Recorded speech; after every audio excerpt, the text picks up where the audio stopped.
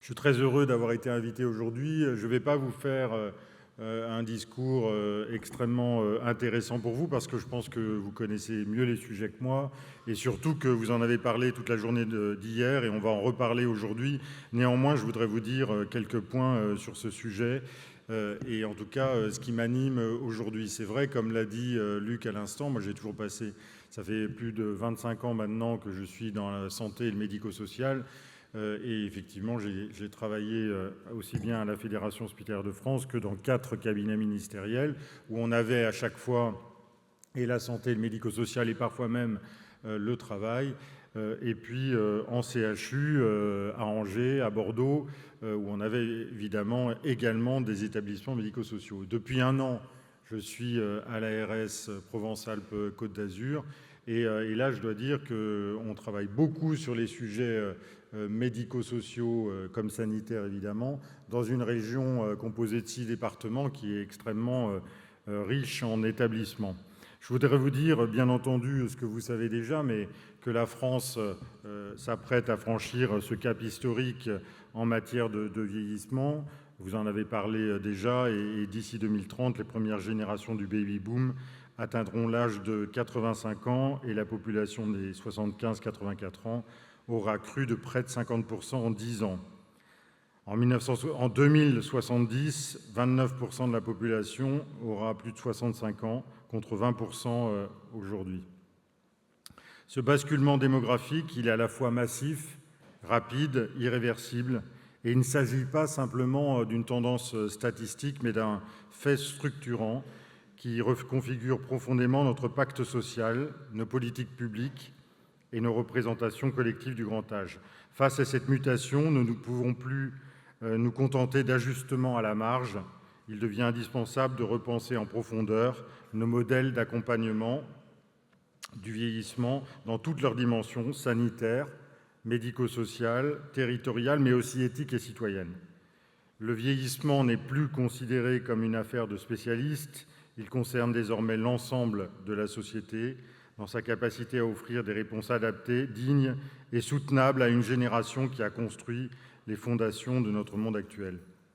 Dans ce paysage en transformation, l'EHPAD conserve une place centrale, mais ambivalente.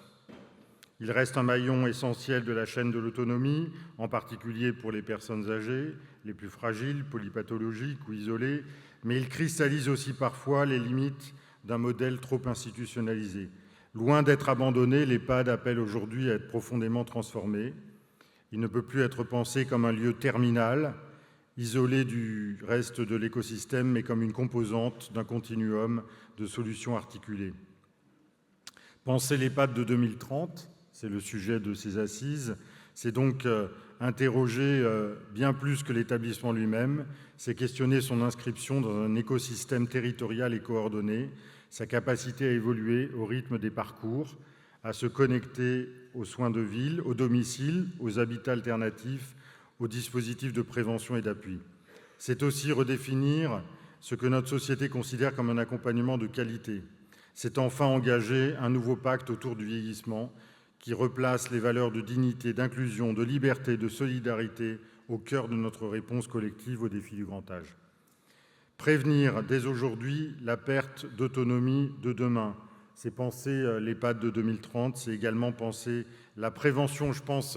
Et hier, je faisais une journée sur le sujet à Marseille pour la région Provence-Alpes-Côte d'Azur, au programme ICOP, qui, vous le connaissez, qui est le repérage des fragilités, plan de prévention, et qui se développe actuellement.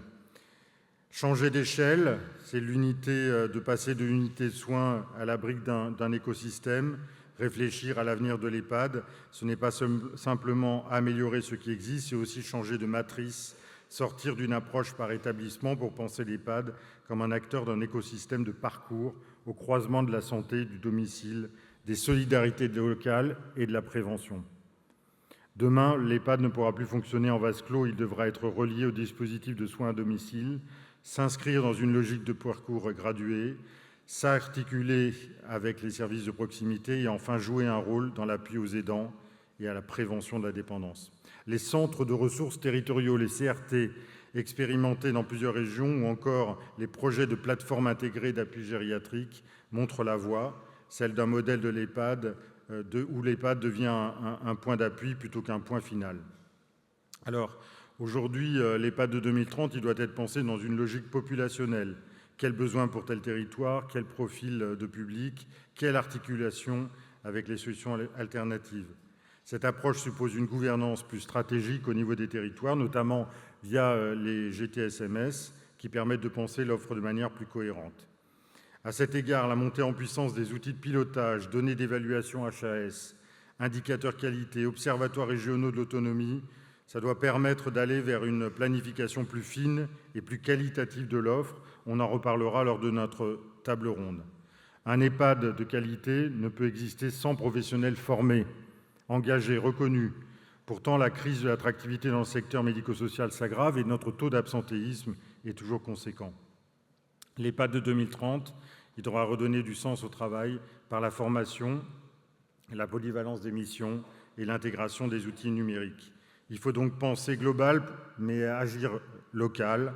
Et c'est une responsabilité partagée pour l'EHPAD de 2030. Et c'est ce que nous allons voir maintenant avec nos différents intervenants. Merci Lydie d'animer ça.